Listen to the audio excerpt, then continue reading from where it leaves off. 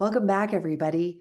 In this video, we will be learning about how healthy media consumption is unique to each of us.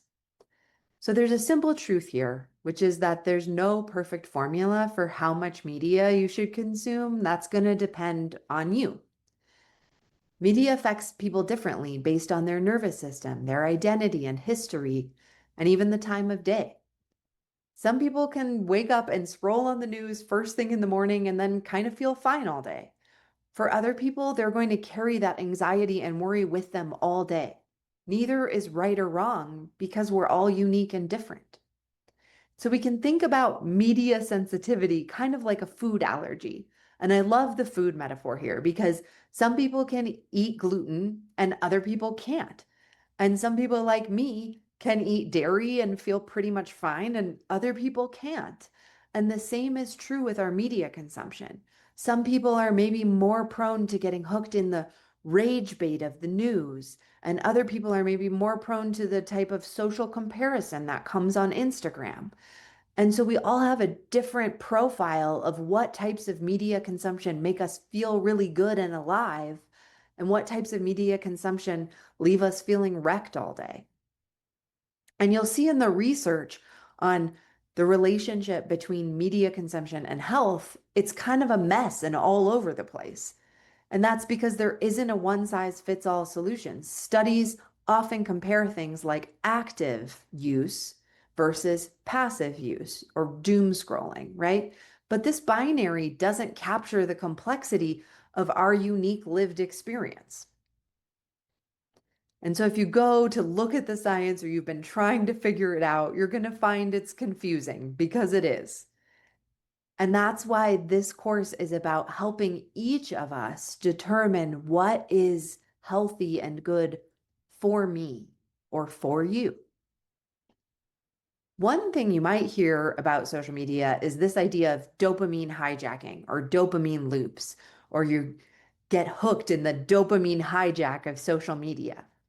So, as a good scientist, I want to be clear because dopamine often gets labeled as the pleasure chemical associated with things like sugar, sex, and shopping.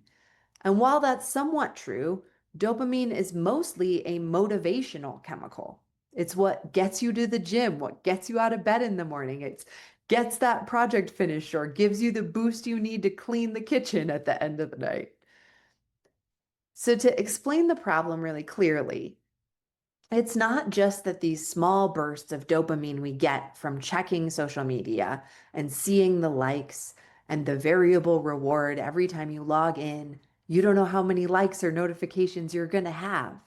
So those little bursts flood the system. And over time, the system downregulates or we have less motivation. And so you could say, well, that's problematic because now I'm stuck in this loop. And yes, that's true. That's part of the problem. You're hooked in the loop of craving because you're motivated to now check again, motivated to check again. But the real issue is that when our systems become depleted, we now don't have the dopamine reserves we need to take on some larger, more meaningful task, like writing that paper or going on that walk or calling that friend. And so when you want to do those things, but just don't, it's not that you're lazy, it's that we're all depleted. And when your nervous system is depleted, you're more susceptible to anxiety, irritability, and feelings of helplessness. So that's the dopamine loop. There are a few other problems we may notice with social media that are creating issues for us. So, this idea of emotional contagion and moral outrage.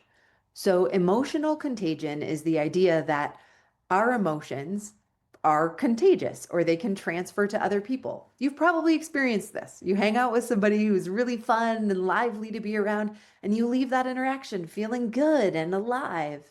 Then you hang out with someone who is kind of a bummer, or at least in that moment is really being a bummer, being really negative. You leave that interaction feeling that way. And our emotions also travel through our online social networks. And the emotions that travel the fastest are fear and outrage. So think about it. When you're really angry, right? How does that feel in your body to be really angry? You want to do something about it. It's an activating emotion. And their platforms are profiting from keeping your nervous system in that state of heightened activation. We'll talk more about William Brady's work at Northwestern on prime information later, but just to set it up, it's the idea of prestigious, in group, moral, and emotional content that spreads really quickly online. Algorithms favor this type of content, especially moral outrage, and this contributes to these cycles of stress and polarization and reactivity. We see something that gives us that feeling of moral outrage, and then we're hooked. And the more time we spend in emotional reactivity, the harder it is for us to have the bandwidth to create anything meaningful. So if we spend all day reading about a broken world, our nervous systems start to believe it's all hopeless. And that belief shapes our actions or inactions. But media can absolutely be used in life-changing, healing, and empowering ways. An example I love to give is that I once used YouTube DIY tutorials to learn how to fix a part on my Forerunner. I do not identify as a particularly mechanically inclined person. And so to me, this was miraculous. And the empowerment I felt after using media to learn how to fix my own car was incredible. And so the problem isn't necessarily with media.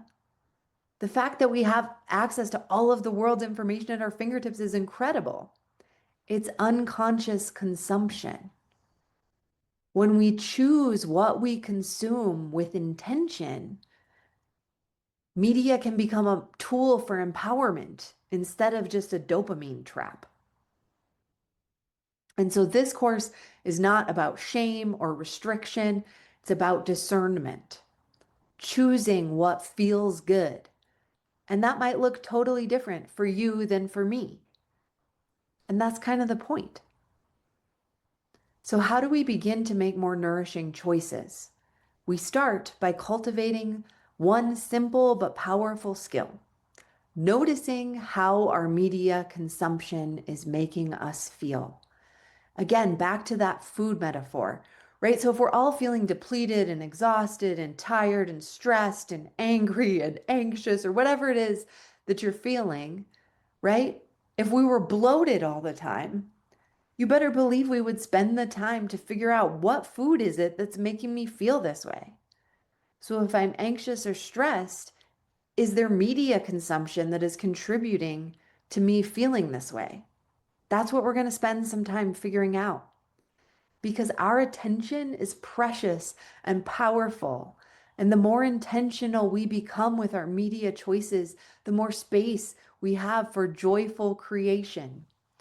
And I think that's important. And I'm looking forward to this journey with you.